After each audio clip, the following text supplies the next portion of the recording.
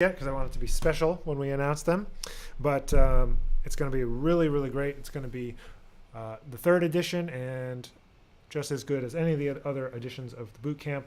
And this book behind me, Create, Connect, Repeat, is coming out on April 5th, just in a couple of weeks. My music business entrepreneurship book is going to be coming out, so I'm very excited about that, and very excited to be chatting with all of you today. So feel free to drop in any questions that you might have about any of those things, or any things that you're working on, any things that you're shedding, any things that you're wondering about, anything that you want to work on together today in our time. I see a question rolling in here. How do you motivate yourself to keep pushing when you feel like you aren't getting any better? Yeah, a lot of people have this problem. I don't view practicing or music in the idea that it's something that you need motivation to do. Like, it's part of a routine. So putting it into your usual weekly routine, meaning like it's not a decision whether or not I'm going to practice. It's not a decision whether or not that I'm going to work on something. It's just that I am me, and something that I do is I practice, or I work on music, or I take time to spend working on my career, or that's just something that I do, and I decide beforehand. So when it comes down to it, there's no needing to get any magical motivation. Like you've already pre-decided that that's what you're going to do, and you just do it.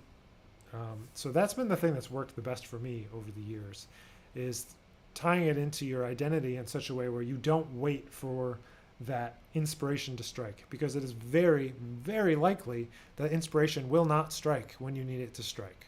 I mean, it's so likely that you're going to just be doing something else, or something will come up or whatever, and having that mental fortitude to know that you're going to go ahead with what you decided beforehand is super critical, I think, to longevity and to making progress. So decide and just do it. It's not a matter of motivation, whether you're getting better, not getting better, whatever, That's just my thoughts. Brandon, what do you think the best way to start getting yourself gig is? Multiple people have told me the jam sessions are the best way to start, but my improvisation is not at the same level as my reading is. Jam sessions can be good for getting to know other musicians that want to improvise. If you want to play other sorts of gigs, then the best way to do that is to play rehearsals. So like when I moved to New York, that's how I met most people, was playing rehearsals. So you let people let people you respect know that you're around and that you're available, and that you'll go to rehearsals for them. You'll sub for them, and just be like, yeah, I'd love to, sub for you on such and such, gig, if you ever need a sub, that kind of thing, for rehearsals, because lots of us, especially in New York, like lots of rehearsals all the time, like being available to go and on a last minute sub a rehearsal is a great way to get to know a lot of people, especially in big bands. You get to meet a lot of people when you go into a big band setting. So I would highly recommend that sort of work. So go and play rehearsals, man. Sorry, I got to fix the audio on the stream over here. Just add a couple. There we go. Almost 6. There we go. So I would recommend doing that. So going to jam sessions is great. That's one way, but that's only like one part of your playing. Going to a rehearsal, subbing in a rehearsal is going to get you way further, and get to know a lot more people, in my opinion. All right. Lazam, Mr. Jorge, what's up? Henser, what's up? Eli, hope you're good, man. Matt G, Trevor, Edu, John, thanks for joining us today. See a question from John on Facebook. I'll grab that in just a second. Okay, Daddy, what is this username? I don't know how to say your username, man, but I got that question. All right, so going to John's question here on Facebook. What's up? Also YouTube and Facebook. I kind of jumped in mid-sentence, didn't say hello to all of you. So thanks for joining us today. Feel free to drop in the comments any questions, thoughts, things you want to work on together today. Okay, you recently posted about recording your practice sessions to get your own feedback. Do you ever apply this to teaching, i.e. record yourself teaching lessons? Obviously, yes, I have done that in the past. Like record yourself teaching so you can watch yourself teach. Yeah, that's really helpful. There was a while where if you go back on YouTube, I gave away a bunch of lessons for this exact purpose. I forget what I titled the videos, but you can search them somehow. It's basically just like behind the scenes of a lesson. Like I gave a couple people free lessons and I recorded them so that I could see how I taught, see what I needed to improve, how I could say things differently. And then I thought it was interesting and useful. I mean, obviously jazz trombone pedagogy is a very like niche thing to want to watch on YouTube. So there's not that many views on those videos, but I think it's interesting to watch other people teach. At least, if I have the chance to go and watch somebody that I love how they play or love how they teach, watch them teach, it can be super useful. Because the one-on-one interaction is one thing, but you kind of get in the way of that, objective observation. So I also have taken to doing that. But that was a while ago now. I probably should do it more.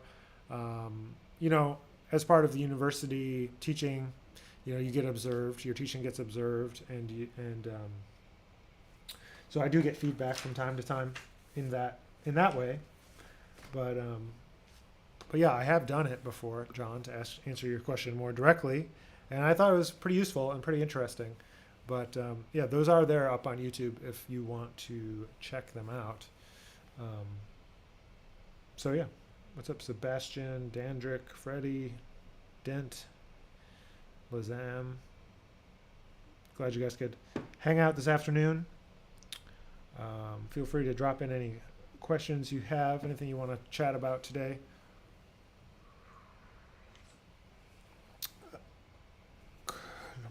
Hello. Thanks for joining us. Sorry, people coming on and off on Instagram rapidly. Okay, John, follow up. What was the takeaway from those recordings? Was there anything you directly changed because of it? Yeah, I've always thought that one of my biggest weaknesses as a teacher is, and I observed it in those cases and in other cases, is, well, I guess it's two parts, I suppose. What is that? Sometimes I explain things in a way that's more complicated than it needs to be. And so that's problematic because I try to explain things sometimes, I try to explain things in multiple ways, and sometimes that ends up being more confusing than just saying one way. But it's because I've reflected on other times where I said something and it didn't connect. So knowing which direction to come at a problem or a situation at, first, that's one.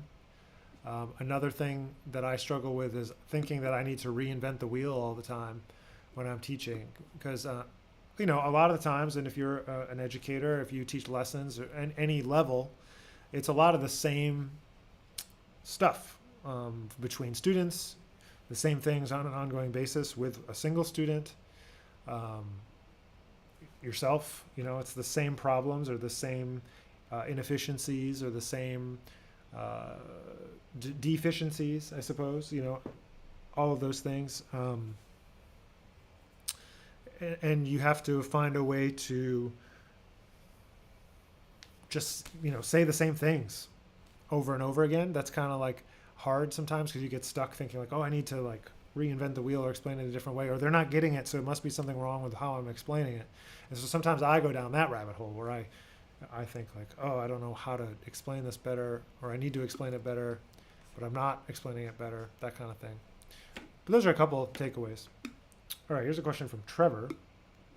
Any advice for changing embouchure? Recently did a brass band tour with a cut on my inner upper lip, and now I have a scar that's completely affected how I play. Oh man, that's no good.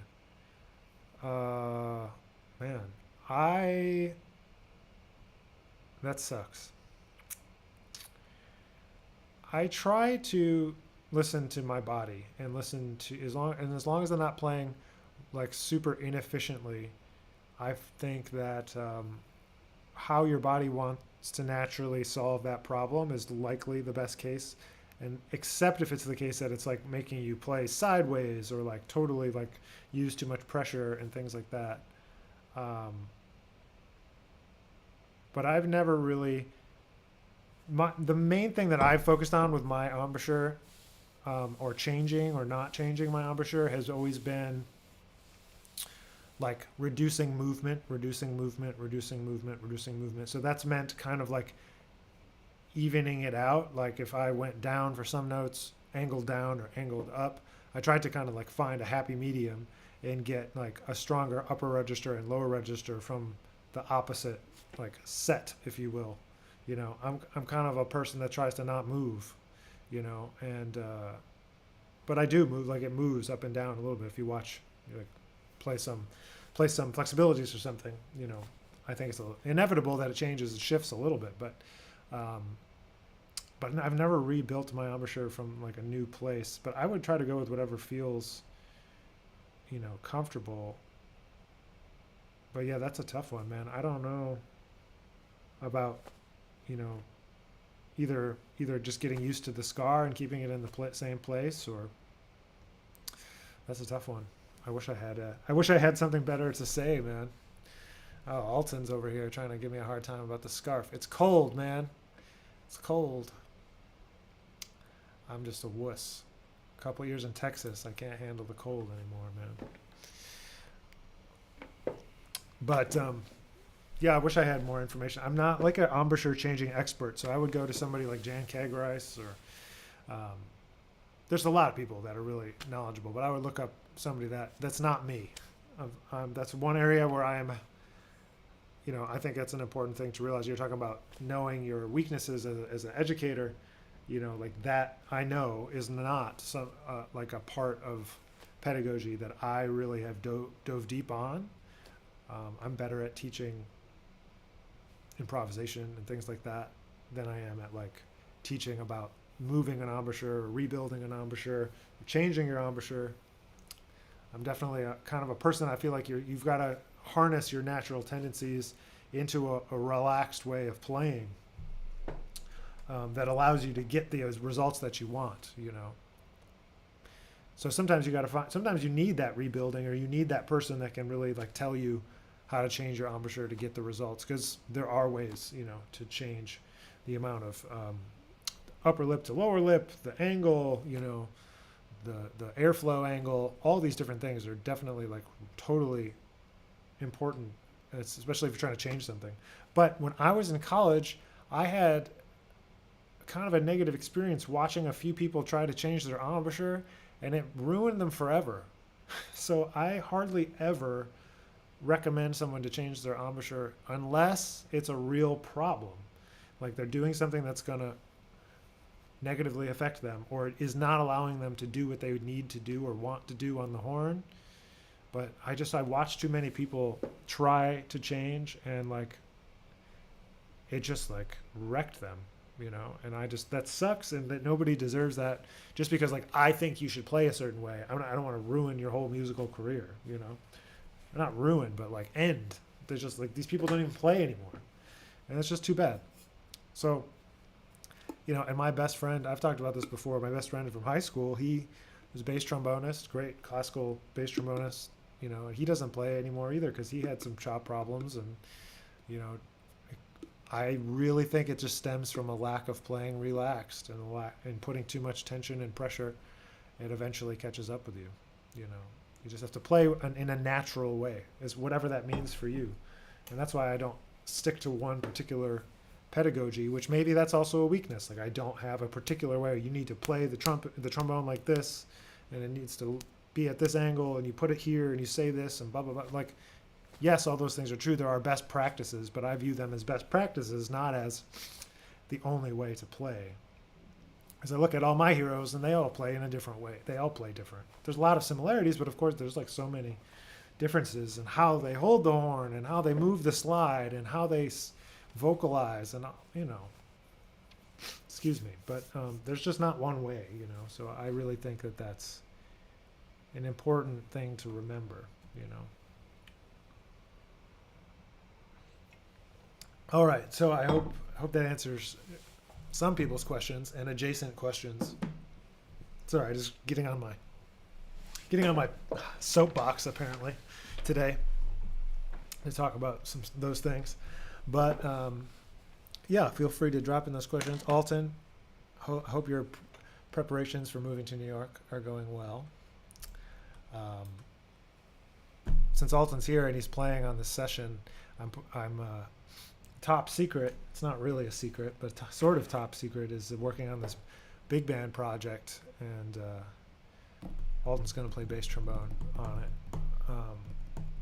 But yeah, I'm putting together. I kind of have slowly but surely, I suppose, put together a book of some of my tunes, some JJ tunes that are for big band plus trombone soloist, and I'm finally going to record it. Thankfully, I got some support from UNT to go up to New York in April and record that. So I'm excited to get that going. That's happening in the middle of April, but I have no idea when it's going to come out. So, or if it'll come out, or if it'll just be like fun recordings to throw on YouTube or something. I haven't really decided yet, but working on that.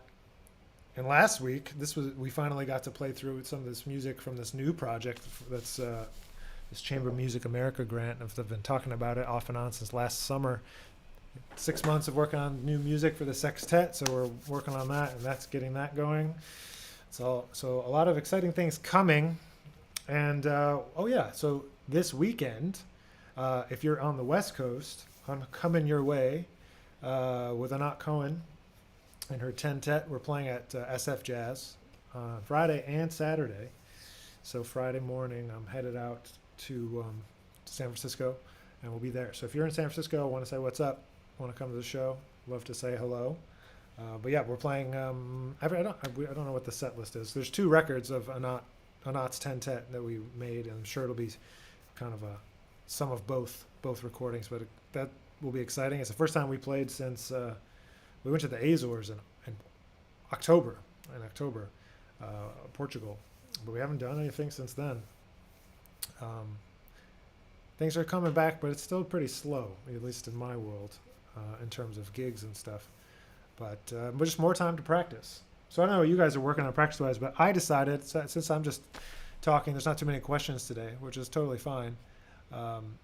Maybe this will prompt future questions and prompt future checking in and future discussion, is that I decided that I'm going to go through all of the, between now and fall semester. So I'm assuming this is mostly like a summer project, but I'm going to play through and try to get good at all of the Arbin's characteristic studies, and I'm going to try to get more exercises out of the Arbin's book to use in my education. We were talking about, teaching, in my teaching, because I feel like that's a book none of my teachers ever really used, and I feel like there's a lot of things in there that I want to like incorporate and get better at using. So I'm going to go through it this summer. I mean, I always have played and had a lot of students play characteristic study number 1, at least the first half of it. Mostly because Wycliffe Gordon used to assign that as well, and so I've had people do that a bunch of times, and then maybe take it through the keys.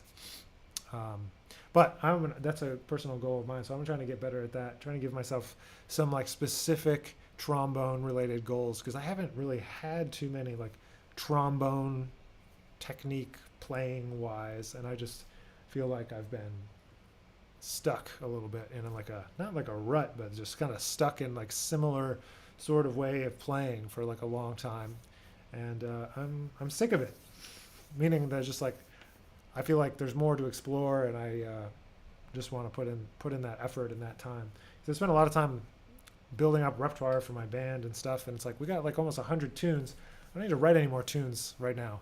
We just need to play a little more and get some just that side of things going. So for me, that's what I'm working on. But it's going to be kind of 6 months probably before I have anything to really report back. But what's up, Steven? What's up, Kevin? Thanks for dropping by. Let's see, we got some folks over here on YouTube, on Facebook. Anyway, so yeah, feel free to drop in any other questions you have. Not next week, but in 2 weeks at this time, on April the 5th, we'll be talking all about this let's see if I can do this backwards. Whoops, you can't see it on Instagram, but a Create, Connect, Repeat, which is my music business book that I wrote. I mean, I guess I wrote it during the pandemic pretty much, but stuff I've been thinking about for a long time, that I use with the label, production company outside of music, and just a way of focusing on building up a music career that is not reliant on anybody else and is not reliant on Instagram or Facebook or any TikTok or whatever new platforms come our way, but thinking in a holistic audience development view of creating a life in music and not just like hopping from gig to gig to gig. And, you know, something that I think about a lot, I've been seeing really established musicians that love how they play.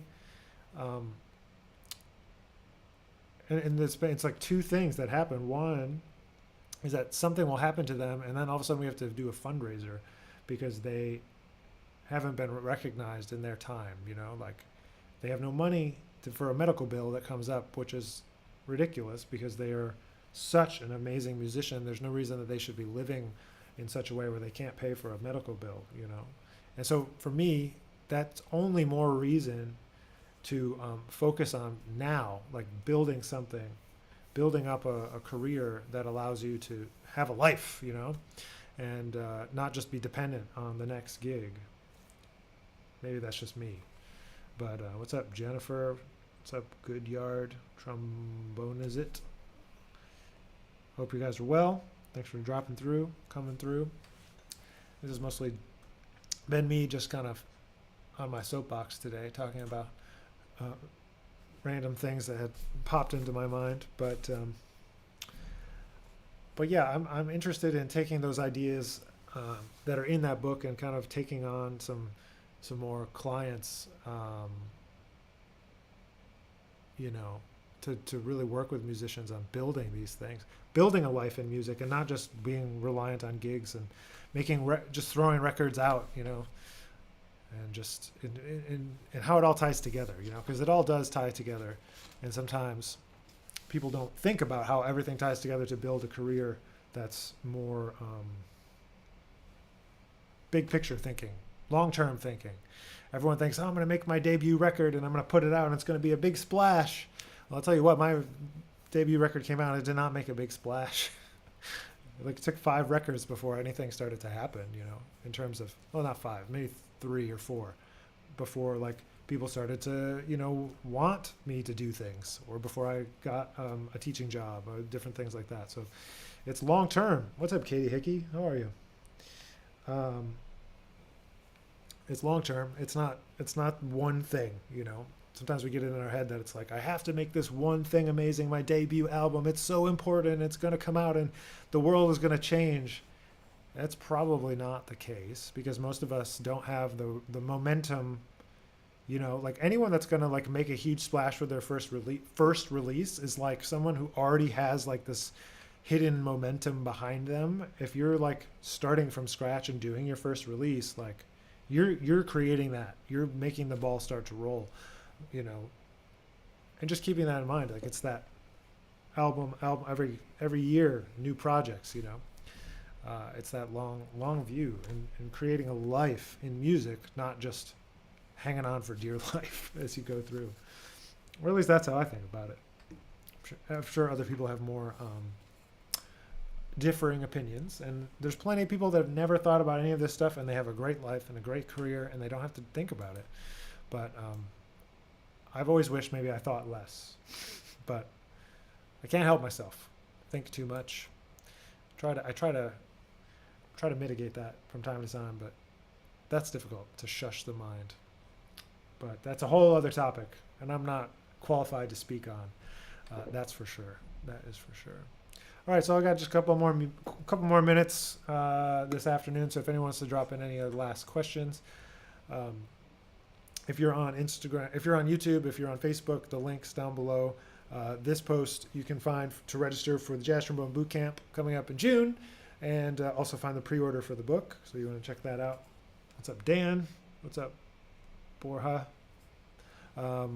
Otherwise, I'll kind of leave you all to get back to your day. If no one else has any other things they want to talk about. Do you have a PhD? No, I do not.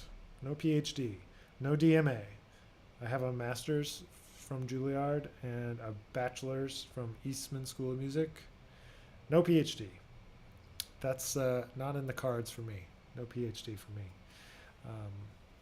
A lot of universities will require a PhD or a DMA, but thankfully for me, and in the music area, there's some room for taking professional experience into account in addition to your academic qualifications or whatever you want to call them. Because music is just kind of a strange thing within the larger university system. Like it, as you can imagine, it doesn't fit in quite as neatly to researching and writing papers and things like that. Although people do, of course. But all right. Well, it was a pleasure speaking with all of you today. I hope you have a wonderful rest of your week, and I'll catch up with you soon. Have a good one.